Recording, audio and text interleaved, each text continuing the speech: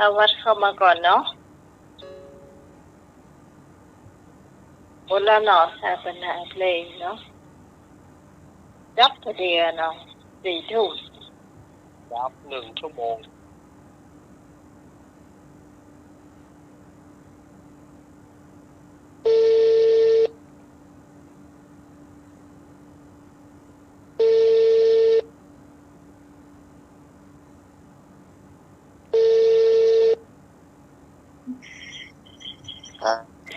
นางขมูลมาแล้วเจ้าสวัสดีหมายครับ เจ้าดินนะไปอาจารย์ท่านอาจารย์สมัครแล้วก็อาจารย์ธวัฒน์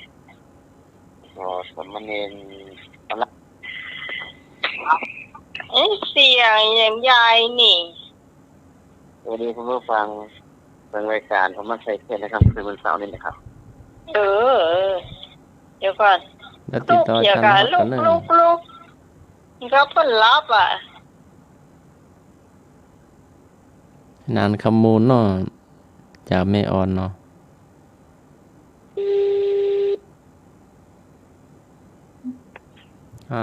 พระอาจารย์ทอดมาแล้ว